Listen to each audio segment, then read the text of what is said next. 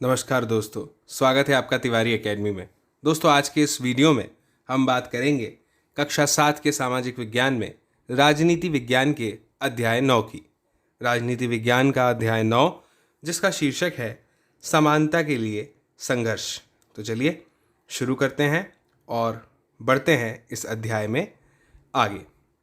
दोस्तों, जैसा कि इस अध्याय के शीर्षक से स्पष्ट है, इस अध्याय में हम बात करेंगे समानता के लिए संघर्ष की, है ना। किस तरह से हमें जो है समानता तो मिल गई, हमारा संवैधानिक अधिकार भी है, लेकिन उसे प्राप्त करने के लिए, व्यवहार में लाने के लिए हमें क्या क्या संघर्ष करने पड़ते हैं या लोगों को क्या संघर्ष करने होते हैं, ये हमें इस अध्याय में देखने को मिलेगा। साथ ही हम इस अध्याय में जिक्र करेंगे कुछ पुराने उदाहरणों का जो हमने पिछले अध्यायों में पढ़ा है आपकी इसी पुस्तक में। इस अध्याय में हमें ये जानने का मौका मिलेगा कि भारत में वास्तविकता सिर्फ ये है कि जो गरीब है, जैसे सामान्य रूप से दलित है, आदिवासी है, मुस्लिम समुदाय हैं, इन्हीं के हैं, है ना। और इनमें भी जो विशेष रूप से हैं वो हैं महिलाएं, ठीक है ना।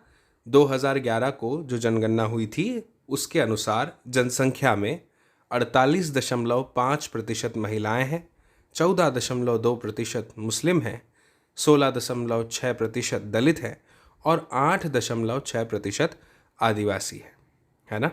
हमें जो है इस अध्याय में बहुत कुछ जानने को मिलेगा। तो चलिए शुरू करते हैं इसी शीर्षक के साथ में, जो है समानता के लिए संघर्ष। दोस्तों, इस पुस्तक में अभी तक हम लोगों ने कांता, अंसारी दंपत्ति, मेलानी और स्वप्ना जैसे लोगों के बारे में पढ़ा और जाना। उनकी कठिनाइयों को, उनकी समस्याओं को जानने का जो है हमें अवसर इस अध्याय में प्राप्त हुआ है ना। दोस्तों, इन सब की कहानियों में एक बात जो है वह समान है, ठीक है ना। अब वह कौन सी बात है? वो यह है कि उनके साथ असमानता का व्यवहार जो है वह किया गया, ठीक है ना। अब ऐसी परिस्थितियों में या ऐसी स्थितियों में ये लोग जो है ये क्या कर सकते हैं? इतिहास में इस बात के अनेक उदाहरण हैं जहां लोग असमानताओं के विरुद्ध और न्याय के लिए संघर्ष करने के लिए एक साथ आकर के खड़े हुए हैं, है ना। इतिहास में जब हम पढ़ते हैं तो हमें समझ में आता है कि लोगों ने कैसे एक साथ मिल कर के इन सभी चीज़ों का सामना किया, संघर्ष किया, है ना। मुझे उम्मीद है आप समझ पा रहे हैं। दोस्तों, अध्याय 1 की रोजा पार्क्स की कहानी, है ना, हमें ज़रूर याद है, हमने उनके बारे में पढ़ा था अध्याय 1 में, ठीक है ना। और अध्याय 5 में स्त्री आंदोलनों पर जो हमने चित्र देखे थे, है ना, ये सब चीज़ें हमें याद हैं। दोस्तों, ये सब मैं जो है आपको पढ़ा चुका हूँ पिछले वीडियोज़ में। अगर आपने अभी तक के वह वीडियोज़ नहीं देखे हैं तो मेरी आपसे रिक्वेस्ट है कि पहले वो उन वीडियोज़ को आप देखिए। क्या होता है कि एनसीईआरटी की एक ख़ास बात है दोस्तों कि एक पूरा का पूरा जो क्रम है वह चलते चले जाता है ना। जब हमने 6वीं कक्षा में 6वीं का इतिहास देखा तो हमने उस इतिहास में जाना हमारे प्राचीन इतिहास को। अब जब हम 7वीं कक्षा में हैं तो हम जो है इतिहास में कौन से इतिहास को जान रहे हैं? हम जान रहे हैं मध्यकालीन, है ना। हमने वो इतिहास देखा। उसी प्रकार से राजनीति में भी हम कदम दर कदम आगे बढ़ते जा रहे हैं। एक एक चीज़ें, एक एक घटनाएं, लोगों से संबंधित, अधिकारों से संबंधित, संविधान से संबंधित हमें जानने का अवसर मिल रहा है।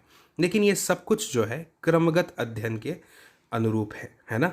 तो यदि आपने किसी वीडियो को छोड़ दिया है या कोई ऐसी जानकारी है जो आप नहीं देख पाए तो वह पहले आपको देखनी चाहिए। पहला जो वीडियो हमने इसके अपलोड किए हैं, आप पहले उन वीडियोस को देखें अगर आपने नहीं देखे हैं तो चलिए अब हम आगे बढ़ते हैं, ठीक है ना। इस अध्याय में हम कुछ ऐसे प्रयासों के बारे में, ऐसी कोशिशों के बारे में जानेंगे जिनके द्वारा लोगों ने असमानता के विरुद्ध जो है अपनी लड़ाई को लड़ा है, ठीक है ना। दोस्तों, जो हमारे भारत देश का संविधान है यह हर भारतीय नागरिक को समान दृष्टि से देखता है। संविधान में कोई भी जो है वह असमान नहीं है, ठीक है ना। सब कोई कैसे हैं? एकदम समान है।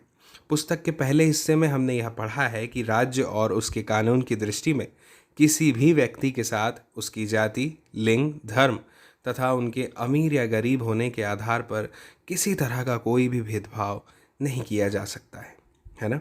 देश के हर वयस्क नागरिक को चुनावों के दौरान समान रूप से मतदान करने का अधिकार है ना। समान रूप से हम जो है मतदान कर सकते हैं, यानी कि वोटिंग करते हैं, है ना। जो भी 18 वर्ष की आयु से ऊपर है वह जो है अपना मत दान कर सकता है, ठीक है ना। दोस्तों, मताधिकार की जो ताकत है ना, ये इसी के ज़रिए जो है जनता जो है वो हम अपने प्रतिनिधियों को चुनते हैं और जो है या फिर बदल देते हैं, ठीक है ना। यह जो मताधिकार है यह हमारी सबसे बड़ी शक्ति है और लोकतंत्र का जो है सबसे बड़ा, सबसे बेहतर परिचय है कि हमें मतदान करने का अधिकार है, ठीक है ना। यही लोकतंत्र की विशेषता भी है, खासियत भी है। दोस्तों, मताधिकार से हमारे भीतर समानता का भाव विकसित होता है। हमने पिछले एक अध्याय में देखा था ना कि चाहे कोई भी हो, अमीर हो, गरीब हो, छोटा हो, बड़ा हो, किसी भी तबके का हो, किसी भी धर्म या जाति का हो, मतदान करने के लिए एक लाइन में लगना पड़ता है। ये हम एक अध्याय में पहले पढ़ चुके हैं, ठीक है ना। क्योंकि हमारे भी वोट की कीमत उतनी ही है जितनी किसी भी और व्यक्ति के वोट की कीमत होती है। लेकिन यह जो भाव है दोस्तों, अधिकतर लोगों के जीवन को नहीं छू पाता है। हमने पहले के अध्यायों में पढ़ा है कि कैसे स्वास्थ्य सेवाओं में निजीकरण बढ़ रहा है, यानी कि प्राइवेटाइजेशन बढ़ रहा है। और जो सरकारी अस्पताल है ना, उसका जो लापरवाही वाला रवैया है, उसने कांता, हाकिम शेख और अमन जैसे अत्यंत गरीब लोगों के लिए अच्छी स्वास्थ्य सेवाओं को कठिन बना दिया, है ना। ये वो लोग हैं जो महंगी निजी स्वास्थ्य सेवाओं का बोझ नहीं उठा सकते, है ना। मुझे उम्मीद है आपको ये कहानी याद होगी।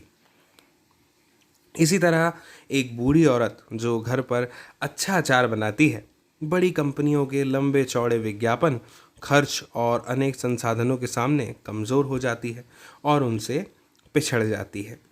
दोस्तों, स्वप्ना के पास भी पर्याप्त संसाधनों की कमी है और इसीलिए उसे अपनी रुई की फसल उगाने के लिए साहूकार से उधार लेना पड़ता है ना।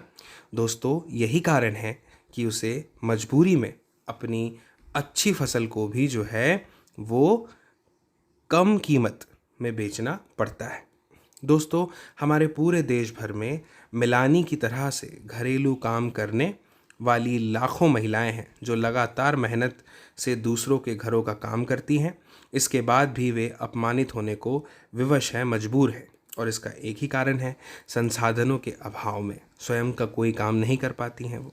गरीबी और संसाधनों का अभाव आज भी भारतीय समाज में विषमता और असमानता के सबसे बड़े कारणों में से दोस्तों एक है, ठीक है ना। मुझे उम्मीद है आपको यह समझ में आ रहा होगा। चलिए आगे बढ़ते हैं। एक और दोस्तों हम अंसारी दंपत्ति को देखते हैं कि संसाधनों के न होने या कम होने के कारण उन्हें असमानता तो नहीं झेलनी पड़ी, जबकि वास्तविकता में उनके पास किराया देने के लिए तो पर्याप्त पैसे थे, है ना। लेकिन फिर भी वे एक मकान पाने के लिए महीने भर भटकते रहे। लोग उनके धर्म के कारण उन्हें मकान देने से हिचकते रहे। ठीक इसी प्रकार स्कूल के अध्यापकों ने ओम प्रकाश वाल्मीकि से स्कूल का मैदान महज इसलिए साफ करवाया क्योंकि वे दलित थे। दोस्तों, इस पुस्तक में हमने ये पढ़ा है कि महिलाओं के द्वारा किए गए काम अक्सर ही पुरुषों के कामों की तुलना में कैसे माने जाते हैं, तुच्छ माने जाते हैं, है ना, छोटे माने जाते हैं। उन कामों की जो तुलना है वो उन कामों के साथ अक्सर की जाती है जो पुरुष करते हैं और कहते हैं कि इन कामों का कोई अर्थ नहीं है, यह तो सब छोटे मोटे काम हैं। दोस्तों, इन सभी के साथ किए जाने वाले भेदभाव का जो सबसे प्राथमिक कारण है, सबसे बुनियादी कारण है, वो ये है कि किसी खास सामाजिक या सांस्कृतिक पृष्ठभूमि के थे या वे महिलाएं थी, है ना। कोई ना कोई किसी न किसी धर्म से, किसी न किसी जाति से, किसी न किसी तबके से जो है ताल्लुक़ रखता था, या फिर वो महिलाएं थी, है ना, जिन्हें क्या झेलना पड़ा, असमानता। दोस्तों, धर्म, जाति और लिंग वे कुछ महत्वपूर्ण कारक हैं जिनके आधार पर आज भी भारत में लोगों से असमानता का व्यवहार जो है वह किया जाता है ना।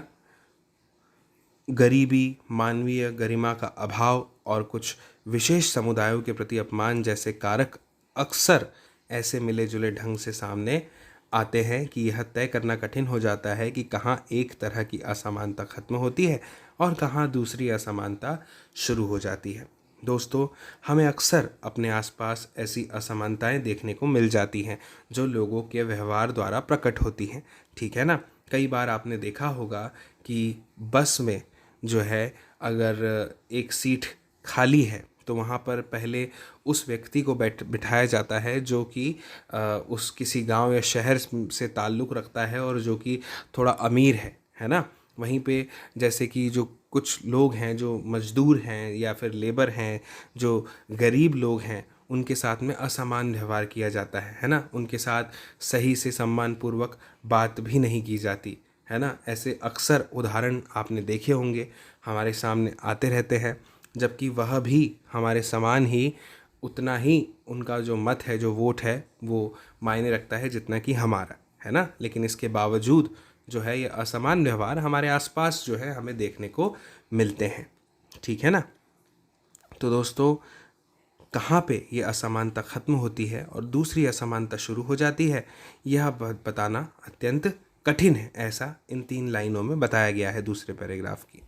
इसके बाद आगे लिखा है कि दोस्तों, हमने यह भी पढ़ा है कि दलित, आदिवासी और मुस्लिम लड़कियों में पढ़ाई बीच में ही छोड़ देने वालों की संख्या बहुत अधिक है। यह स्थिति गरीबी, सामाजिक असमानता और इन समुदायों के लिए अच्छी स्कूल सुविधाओं के अभाव जैसे कई मिले जुले कारणों से पैदा हुई है। कहीं पे बच्चे पढ़ना चाहते हैं तो वहाँ पर उनके पास संसाधनों की कमी नहीं है माता पिता के पास, और ना ही एक बेहतरीन शैक्षणिक सरकारी सहकारी संस्थान वहाँ पर उपलब्ध है। इसके कारण वो पढ़ नहीं पा रहे। कहीं पर जो है कुछ दूसरे कारण हमें देखने को मिल जाते हैं, है ना। सामाजिक असमानता हो गई, जैसे ओम प्रकाश वाल्मीकि की कहानी थी, है ना। पढ़ने के लिए वो जा रहे थे, सारी कहानी थी, लेकिन उनसे जो है पूरा मैदान साफ करवाया जा रहा था बजाय इसके कि उन्हें पढ़ाया जाए बिठाल करके। तो ऐसी बहुत सारी चीज़ें जो हैं वो हमें देखने को मिलती है, कुछ मिले जुले कारणों से ये अभाव ऐसे पैदा हो जाते हैं। दोस्तों, इसके बाद अगला शीर्षक है इस अध्याय में, समानता के लिए संघर्ष। तो चलिए जानते हैं कि इस शीर्षक के अंतर्गत क्या कुछ खास है जो हमें इस अध्याय में जानना है। दोस्तों, दुनिया भर के तमाम समुदाय, है ना, गांवों और शहरों में हम यह देखते हैं कि कुछ लोग समानता के लिए किए गए संघर्षों के कारण सम्मान से पहचाने जाते हैं, है ना। समानता के लिए उन्होंने संघर्ष किया और आज उनका सम्मान होता है। ये कौन लोग हैं दोस्तों? ये वो लोग हैं जो अपने साथ या अपने सामने किए जा रहे किसी भेदभाव के विरुद्ध उठकर खड़े हुए हैं। इन्होंने उसका सामना किया है, उसके लिए लड़ाई लड़ी। हम इनका सम्मान इसलिए भी करते हैं कि इन्होंने प्रत्येक व्यक्ति को जो है दोस्तों उसकी मानवीय गरिमा के साथ स्वीकार किया और सदैव इसे धर्म और समुदाय के ऊपर माना। दोस्तों, इन्हें लोग बहुत विश्वास के साथ अपनी समस्याओं के समाधान के लिए बुलाया करते हैं, ठीक है ना। मुझे उम्मीद है आप समझ पा रहे होंगे। अक्सर समानता के किसी विशेष मुद्दे को लेकर संघर्ष करने वाले व्यक्ति समाज में एक महत्वपूर्ण पहचान बना लेते हैं, है ना। ऐसा होता है ना, क्योंकि समता की लड़ाई में बड़ी संख्या में लोग उनके साथ हो जाते हैं। दोस्तों, भारत में ऐसे अनेक संघर्ष याद किए जा सकते हैं जहां पर लोग ऐसे मुद्दों, ऐसे विषयों के लिए लड़ने के लिए एक साथ मिलकर आगे आए जो उन्हें महत्वपूर्ण लगते थे, है ना। लोगों को लगता था कि कम से कम इस क्षेत्र में यहाँ पर तो समानता होनी ही चाहिए, ठीक है ना। तो इसके लिए वो एक साथ मिलकर आगे आए, है ना।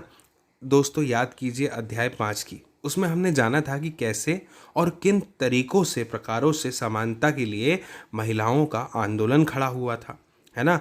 मध्य प्रदेश का तवा मत्स्य संघ एक ऐसा ही दूसरा उदाहरण है जहां लोग अपने अधिकार के लिए साथ खड़े हुए। ऐसी तमाम संघर्ष गाथाएं हमारे पास हैं जिनमें बीड़ी मजदूरों, मछुआरों, खेतीहर मजदूरों, झुग्गी वासियों के समूहों ने अपनी तरह से न्याय के लिए लड़ाइयाँ लड़ी। ऐसे तमाम प्रयास भी हमारे सामने हैं जहां लोगों ने मिलजुल कर संसाधनों पर नियंत्रण करने के लिए सहकारी संगठन खड़े किए, है ना। अभी जो हमने जिक्र किया तवा मत्स्य संघ का, आइए उसके बारे में इस पैराग्राफ में जानते हैं। दोस्तों, जब जंगल के बड़े क्षेत्रों को जानवरों के लिए अभयारण्य घोषित कर दिया जाता है और बड़े बांधों का निर्माण किया जाता है, तो हजारों लोग जो है वो विस्थापित होते हैं, एक से दूसरे स्थान पर जाते हैं, है ना। और पूरे के पूरे गांव के लोगों को अपनी जड़ों को छोड़कर कहीं और नए घर बनाने और नई जिंदगी आरंभ करने के लिए मजबूर कर दिया जाता है। ठीक है दोस्तों, इन विस्थापितों में से अधिकांश लोग गरीब होते हैं। शहरी क्षेत्रों में भी वे बस्तियां जहां गरीब रहते हैं उन्हें हटा दिया जाता है। इनमें से कुछ को शहर के बाहरी इलाकों में दोबारा बसाया जाता है। इसी सारी कवायद में न सिर्फ हटाए गए लोगों के काम धंधे प्रभावित होते हैं, बल्कि शहर में स्थित स्कूलों से दूर हो जाने की वजह से इन बस्तियों के बच्चों की पढ़ाई भी अक्सर गंभीर रूप से प्रभावित हो जाती है। ठीक है ना दोस्तों, मुझे उम्मीद है कि ये पैराग्राफ आपको समझ में आया होगा। यहाँ पर ये बताया गया है कि किस प्रकार से जो लोग गरीब होते हैं उनको उनकी बस्तियों से हटा दिया जाता है, शहर से दूर कर दिया जाता है, जिसकी वजह से स्कूल से वह दूर हो जाते हैं और उनके बच्चों की पढ़ाई जो है वह प्रभावित हो जाती है गंभीर रूप से। दोस्तों, लोगों और समुदायों का जो विस्थापन है वो हमारे देश में एक बड़ी समस्या का रूप ले चुका है। ऐसे में कई बार लोग संगठित होकर इसके विरुद्ध, इसके खिलाफ लड़ाई के लिए सामने आते हैं। ठीक है ना दोस्तों, देश में बहुत से ऐसे संगठन भी हैं जो विस्थापितों के हक की लड़ाई लड़ रहे हैं। इस अध्याय में हम तवा मत्स्य संघ के बारे में पढ़ने वाले हैं, जो मछुआरों की जो सहकारी यानी कि सरकारी समितियां हैं उसका एक संघ है और सतपुड़ा के जंगलों से विस्थापित लोगों के अधिकारों के लिए लड़ रहा है। जो लोग सतपुड़ा के जंगलों से विस्थापित हुए, जिन्हें सतपुड़ा के जंगलों को छोड़ना पड़ा और कहीं और जाकर के बसना पड़ा, उनके लिए जो है यह उनके अधिकारों के लिए लड़ रहा है। कौन? तवा मत्स्य संघ। दोस्तों, छिंदवाड़ा जिले की महादेव पहाड़ियों से निकलने वाली तवा नदी होशंगाबाद में नर्मदा से मिलने के लिए बैतूल से होती हुई आती है। ठीक है ना। तवा पर एक बांध का निर्माण 1958 में आरंभ हुआ था और 1978 में पूरा हुआ, यानी इसे लगभग 20 साल लग गए। जंगल के बड़े हिस्से के साथ ही बहुत सी जो खेती के लिए भूमि थी, कृषि भूमि, वो बांध में डूब गई। दोस्तों, इससे जंगल के निवासी अपना सब कुछ खो बैठे। इनमें से कुछ विस्थापितों ने बांध के आसपास रहकर थोड़ी बहुत खेती के अलावा मछली पकड़ने का व्यवसाय आरंभ किया। यह सब करके भी वो बहुत थोड़ा सा कमा पाते थे। दोस्तों, 1994 में सरकार ने तवा बांध के क्षेत्र में मछली पकड़ने का काम निजी ठेकेदारों को सौंप दिया। इन ठेकेदारों ने स्थानीय लोगों को काम से अलग कर दिया और बाहरी क्षेत्र से सस्ते श्रमिक ले आए जो उस स्थान पर कार्य कर सकते थे, उनको हटा दिया और सस्ते श्रम के लिए बाहर से श्रमिक को बुला लिया। दोस्तों, नदी पर बांध ऐसी जगह पर बनाया जाता है जहां बहुत मात्रा में पानी इकट्ठा किया जा सके। ऐसा करने से एक जलाशय बन जाता है और जैसे जैसे उसमें पानी भरता है ज़मीन का एक बड़ा क्षेत्र उसमें डूब जाता है। ऐसा इसलिए होता है क्योंकि नदी पर बनाया गया जो बांध है उसकी दीवार ऊंची होती है ना, और उसमें रुका हुआ जो पानी होता है वो एक बड़े इलाके में फैल जाता है। दोस्तों, ये जो चित्र आप देख रहे हैं, ये जो फोटो आप देख रहे हैं, यह उत्तराखंड की है। उत्तराखंड में टिहरी बांध के बनने से डूब में आए इलाके की है। इस बांध के कारण पुराना टिहरी शहर और 100 गांव, जिनमें कुछ पूरी तरह और कुछ आंशिक रूप से पानी के नीचे समा गए, लगभग 1 लाख लोग यहाँ से विस्थापित हुए। ठीक है ना, आप समझ पा रहे हैं दोस्तों, 1 लाख लोग। दोस्तों, ठेकेदारों ने गुंडे बुलाकर गांव वालों को धमकियां देना भी आरंभ कर दिया क्योंकि लोग वहां से हटने को तैयार नहीं थे।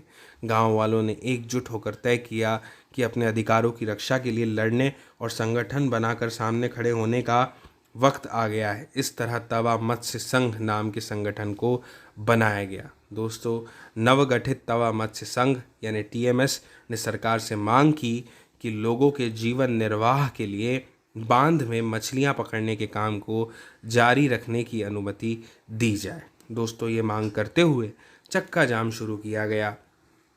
उनके प्रतिरोध को देखकर हुआ ये कि सरकार ने पूरे मामले की समीक्षा के लिए एक समिति गठित की। समिति ने गांव वालों के जीवन यापन के लिए उनको मछली पकड़ने का अधिकार देने की अनुशंसा की। दोस्तों, ये तस्वीर आप देखिए, 1996 में मध्य प्रदेश सरकार ने दोस्तों ये तय किया कि तवा बांध के जलाशयों से मछली पकड़ने का अधिकार यहाँ के विस्थापितों को ही दिया जाएगा। दोस्तों 2 महीने बाद सरकार ने तवा मत्स्य संघ को बांध में मछली पकड़ने के लिए 5 वर्ष का पट्टा यानी लीज देना स्वीकार कर दिया और इस तरह 2 जनवरी 1997 को तवा क्षेत्र के 33 गांवों के लोगों के लिए नया साल सही अर्थों में आरंभ हुआ। ठीक है ना। अंततः उन्हें जो है 5 वर्ष के पट्टे दे दिए गए, यानी 5 वर्ष के लिए अनुमति दे दी गई कि ये ज़मीन जो है क्षेत्र ये आपका है, यहाँ से जो है आप मछली पकड़ने की अनुमति आपको मिल जाती है। ठीक है ना दोस्तों, यहाँ पर देखिए जो चित्र आपको दिखाई दे रहा है, सहकारी समिति की एक सदस्य है जो मछली तोल रही है। ठीक है ना। ठीक है दोस्तों, तवा मत्स्य संघ यानी टीएमएस के साथ जुड़कर मछुआरे ने लगातार अपनी आय में इजाफा दर्ज किया। इसलिए भी ये संभव हो पाया कि उन्होंने एक सरकारी समिति बनाई जो पकड़ी गई मछलियों की प्रत्येक खेप की उचित कीमतें सीधे उन्हें दे देती हैं। ठीक है ना दोस्तों, यह सरकारी समिति इसके बाद की प्रक्रिया में भी शामिल हो जाती है। सारा माल बाजार तक पहुंचाना और वहां भी उचित मूल्य प्राप्त करना समिति का ही तो काम है ना दोस्तों। मैं आपको बता दूं कि ये जो मछुआरे हैं ये पहले जैसा करते थे उसकी तुलना में अब 3 गुना ज़्यादा कमाने लग गए हैं। दोस्तों, तवा मत्स्य संघ जो है इसने जाल खरीदने और रख रखाव की ज़रूरत के लिए मछुआरों को लोन देने की भी व्यवस्था की है। दोस्तों, मैं आपको बता दूं कि मछुआरों के लिए अच्छी आमदनी प्राप्त करने के साथ साथ तवा मत्स्य संघ ने इस बात की भी व्यवस्था की है कि जलाशय में मछलियों को ठीक ढंग से पलने बढ़ने की स्थितियां मिले। टीएमएस ने सभी के सामने यह बात सिद्ध कर दी है कि लोगों को जब आजीविका का अधिकार मिलता है तो वे अच्छे प्रबंधन के गुणों का परिचय भी देते हैं। ठीक है ना। मुझे उम्मीद है आप समझ पा रहे होंगे। ठीक है। ये जो गीत है ये विनय महाजन द्वारा जो है सूचना के अधिकार के अभियान में लिखा गया था, जिसका नाम है जानने का हक। तो चलिए पहले मैं गीत को आपके सामने बताता हूँ। मेरे सपनों को ये जानने का हक रे, क्यों सदियों से टूट रहे हैं इन्हें सजने का नाम नहीं। मेरे हाथों को ये जानने का हक रे, क्यों बरसों से ये खाली पड़े हैं इन्हें आज भी काम नहीं। मेरे पैरों को ये जानने का हक रे, क्यों गांव गांव चलना पड़े है, क्यों बस का निशान नहीं। मेरी भूख को ये जानने का हक रे, क्यों गोदामों में सड़ते हैं दाने, मुझे मुट्ठी भर धान अन्य नहीं। मेरी बूढ़ी माँ को ये जानने का हक रे, क्यों गोली नहीं सुई, दवा खाने पट्टी टाके का सामान नहीं। मेरे बच्चों को ये जानने का हक रे, क्यों रात दिन करे मजदूरी, क्यों शाला मेरे गांव में नहीं। दोस्तों, इसके बाद ये बॉक्स, इसकी जानकारी मैं आपको देता हूँ। यहाँ पे लिखा है असमानता के विरुद्ध रचनात्मक अभिव्यक्ति। दोस्तों, कुछ लोग असमानता के खिलाफ, असमानता के विरुद्ध आंदोलनों में हिस्सा ले रहे होते हैं और कुछ लोग असमानता के खिलाफ अपनी कलम, अपनी आवाज़ या अन्य कलाओं जैसे कि नृत्य हो गया, संगीत हो गया आदि का प्रयोग करके ध्यान आकर्षित करने के लिए करते हैं। दोस्तों, लेखक, गायक, नर्तक और कलाकार भी असमानता के विरुद्ध संघर्ष में सक्रिय भूमिका निभाते हैं। अक्सर ही कविताएं, गीत और कहानियां न सिर्फ हमें प्रेरित करती हैं बल्कि वे समानता में हमारे विश्वास को दृढ़ भी करती हैं।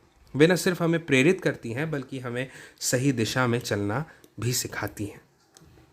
इसके बाद अगला शीर्षक है भारत का संविधान एक जीता हुआ दस्तावेज। चलिए इस शीर्षक के अंतर्गत आने वाले इस पैराग्राफ को भी पढ़ते हैं। दोस्तों, न्याय के लिए, किसी आंदोलन और समानता के लिए गीत और कविता की तमाम प्रेरणाओं के पीछे जो एक भाव है वो है मनुष्य की समता का होना। मनुष्य के अंदर समता का भाव है, समानता का भाव है दोस्तों, है ना। इसीलिए जो है ये आंदोलन उठ खड़े होते हैं समानता के लिए।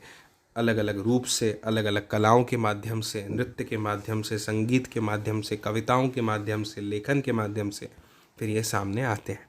दोस्तों, हमें ये पता है, हम ये जानते हैं कि भारत का संविधान हम सभी को समान मानता है ना। दोस्तों, देश में समता के लिए चलने वाले आंदोलन और संघर्ष अक्सर संविधान के आधार पर ही समता और न्याय की बात किया करते हैं। दोस्तों, तवा मत्स्य संघ के मछुआरों की आशा का आधार भी संविधान के प्रावधान ही है। अपनी बातचीत में लगातार संविधान का जिक्र करने से वे उसे एक ऐसे जीते हुए डॉक्यूमेंट यानी दस्तावेज की तरह उपयोग कर रहे हैं जो हमारे जीवन में सचमुच अर्थ रखता है ना। दोस्तों, लोकतंत्र में कई व्यक्ति और समुदाय लगातार इस दिशा में प्रयास करते हैं कि लोकतंत्र का दायरा बढ़ता चला जाए और अधिक से अधिक मामलों में समानता लाने की ज़रूरतों को स्वीकार किया जाए। ठीक है ना दोस्तों, समता का मूल्य लोकतंत्र के केंद्र में है। इस पुस्तक में हमने ऐसे कुछ मुद्दों को देखने का प्रयास किया है जो कि लोकतंत्र के इस मूल भाव के लिए चुनौती पैदा करते हैं। ठीक है ना, मुझे उम्मीद है आप समझ पा रहे होंगे। दोस्तों, ये देखिए, 2001 में लखनऊ में 1500 से ज़्यादा लोग महिलाओं के खिलाफ हिंसा का विरोध करने के लिए एक जन सुनवाई में इकट्ठे हुए थे। कब हुए थे दोस्तों? 2001 में। कहाँ हुए थे? लखनऊ में। कितने हुए थे लोग? 1500 से ज़्यादा। ठीक है ना। इसमें प्रतिष्ठित महिलाओं की एक ज्यूरी बनाई गई और इस ज्यूरी में उन्होंने न्यायाधीशों की भूमिका निभाई और महिलाओं के खिलाफ हिंसा के 15 से ज़्यादा प्रकरणों की सुनवाई की। लोगों की इस ज्यूरी ने इस सच्चाई को उभारने में मदद की कि कानून व्यवस्था में हिंसा के खिलाफ न्याय की मांग करने वाली महिलाओं को कितना कम सहयोग मिल पाता है। दोस्तों, जैसा कि हमने जाना कि देश की स्वास्थ्य सेवाओं का निजीकरण, संचार के माध्यमों यानी मीडिया पर व्यावसायिक घरानों का बढ़ता दबाव और नियंत्रण, महिलाओं के श्रम को कम मूल्य देना और कपास के किसानों की बेहद कम आय होना, ये सब लोकतंत्र के लिए, हमारे प्रजातंत्र के लिए एक चुनौती है। ठीक है ना दोस्तों, ये वो विषय है या ये वो मुद्दे हैं जो सीधे गरीबों को प्रभावित करते हैं और समाज में उपेक्षित समुदायों से जुड़े हुए हैं। ये देश में सामाजिक और आर्थिक समानता से जुड़े मुद्दे हैं। दोस्तों, लोकतंत्र के लिए समता और उसके लिए संघर्ष एक महत्वपूर्ण एलिमेंट यानी कि तत्व है। दोस्तों, हमें यह भी जानना है कि व्यक्ति और समुदाय का स्वाभिमान और गरिमा तभी बनी रह सकती है जब उसके पास अपनी और परिवार की सभी ज़रूरतें पूरी करने के लिए पर्याप्त संसाधन हो और उनके साथ किसी भी प्रकार का कोई भेदभाव जो है वह नहीं किया जा रहा हो, है ना। दोस्तों, मुझे उम्मीद है कि अभी तक जो भी हमने पढ़ा वह आपको समझ में आया है। दोस्तों, अब जब हमने इस अध्याय को पढ़ लिया है तो हम इस अध्याय के कुछ एक प्रश्नों का उत्तर देने का प्रयास करते हैं जो इस अध्याय के लिए बहुत ही महत्वपूर्ण है। ठीक है ना। मैं सभी प्रश्नों के उत्तर नहीं दे रहा हूँ, केवल उन प्रश्नों के उत्तर दे रहा हूँ जो इस अध्याय में दिए गए विषय की मूलभूत समझ पर आधारित है। मेरी आपसे ऐसी अपेक्षा है कि जब हम ये अध्याय पढ़ लेते हैं तो हमें इन प्रश्नों के उत्तर देने में समर्थ हो जाना चाहिए। यही कारण है मेरे इन प्रश्नों के उत्तरों को आपके साथ साझा करने का। जैसे इस प्रश्न को देखिए, यहाँ पर इस प्रश्न में हमें दिया गया है कि एक मिनट, हाँ, मताधिकार की ताकत से आप क्या समझते हैं और इस पर आपस में विचार कीजिए। तो दोस्तों, हम बहुत अच्छे से जानते हैं कि जो हमारे भारत का संविधान है उसमें भारत के सभी नागरिकों को जो कि वयस्क हैं या 18 वर्ष से अधिक हैं या 18 वर्ष के हैं, उन्हें एक मत देने का अधिकार है। हम ये भी जानते हैं कि ये मत जो है दोस्तों गुप्त होता है ना। तो भारत के प्रत्येक नागरिक जो अपने मताधिकार का प्रयोग करते हैं वो अपने मताधिकार का प्रयोग करके अपने प्रतिनिधि का चुनाव करते हैं और कई चुने हुए प्रतिनिधि मिलकर सरकार का गठन करते हैं। दोस्तों, नागरिकों के मताधिकार के कारण ही भारतीय लोकतंत्र की सर्वोच्च शक्ति जनता में निहित है। तो हम ये कह सकते हैं कि मताधिकार की ताकत से हम ये समझते हैं। ठीक है ना। इसके अलावा दोस्तों, मैं आपको बता दूं कि इस पाठ में जो है एक प्रश्न यह भी उठ करके आता है कि तवा मत्स्य संघ के संघर्ष का मुद्दा क्या था, है ना। तो दोस्तों, मैं आपको बता दूं कि तवा मत्स्य संघ जिसके बारे में हमने इस अध्याय में जाना, उसके संघर्ष के मुद्दे की अगर बात करें तो संघ ने सरकार से ये मांग की थी कि लोगों का जो जीवन निर्वाह है उसके लिए बांध में मछलियां पकड़ने का काम को जारी रखा जाए, इसके लिए अनुमति दी जाए, जो कि 1994 से तवा बांध के क्षेत्र में मछली पकड़ने का काम निजी ठेकेदारों को सौंप दिया गया था, ठेकेदारों को, है ना। मुझे उम्मीद है आप जो है वह समझ पा रहे होंगे, है ना। और अब जो है मैं आपको अगला प्रश्न बताता हूँ। अगला प्रश्न जो है वो ये है कि गांव वालों ने ये संगठन बनाने की ज़रूरत क्यों महसूस की थी, है ना। ये भी प्रश्न है, आप देख सकते हैं। तो दोस्तों मैं आपको बताऊं, देखिए ये प्रश्न है। तो अब 1994 में सरकार ने तवा बांध के क्षेत्र में मछली पकड़ने का काम निजी ठेकेदारों को सौंप दिया था, है ना। अभी इसके पहले उत्तर में हमने देखा। तो दोस्तों ये जो ठेकेदार थे, इन्होंने स्थानीय लोगों को काम से अलग कर दिया था और बाहरी क्षेत्र से कौन को बुलाया था, आपको याद होगा, सस्ते श्रमिकों को ये लेकर के आ गए थे। तो दोस्तों ठेकेदारों ने गुंडे बुलाए और गुंडे बुलाकर गांव वालों को धमकियां देना भी शुरू कर दिया था, क्योंकि लोग वहां से हटने के लिए तैयार नहीं थे। और गांव वालों ने एकजुट होकर के ये तय किया कि अपने अधिकारों की रक्षा के लिए लड़ने और संगठन बनाकर सामने खड़े होने का वक्त जो है अब आ गया है। और इसी तरह तवा मत्स्य संघ नाम के संगठन को उन्होंने बनाया। ठीक है ना।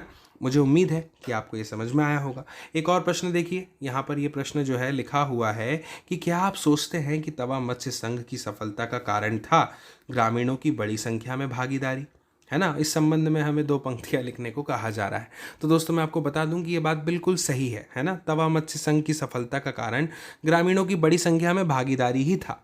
ग्रामीणों ने सरकार पर दबाव बनाने के लिए एकजुटता का परिचय दिया और ग्रामीण लोगों ने चक्का जाम अभियान को शुरू किया। उनके इस प्रतिरोध को देख करके सरकार ने पूरे मामले की समीक्षा करी और उसके लिए एक समिति गठित भी की। दोस्तों समिति ने गांव वालों के जीवन यापन के लिए उनको मछली पकड़ने का अधिकार देने की अनुशंसा की। हम जानते हैं 5 वर्ष के पट्टे तैयार किए थे, लीज पर दी थी उनको ज़मीन, उनको वो क्षेत्र दे दिया था अधिकार कि वो मछली पकड़ सकते हैं। ठीक है ना। तो इस प्रकार से जो है हम इसका उत्तर दे सकते हैं, है ना। अब जैसे एक और जो प्रश्न हमारे सामने आता है इसमें, वो ये है कि समानता, है ना, समानता के लिए लोगों के जो संघर्ष है वो हमारे संविधान की उसमें क्या भूमिका हो सकती है ना। तो देखिए दोस्तों मैं आपको बताता हूँ कि संविधान भी भारत के सभी नागरिकों को एक समान मानता है ना। और संविधान जाति, धर्म, भाषा, क्षेत्र, लिंग के आधार पर किसी से भेदभाव नहीं करता। इसलिए तब लोग समानता के लिए संघर्ष करते हैं, संवैधानिक कानून उनके पक्ष में होता है।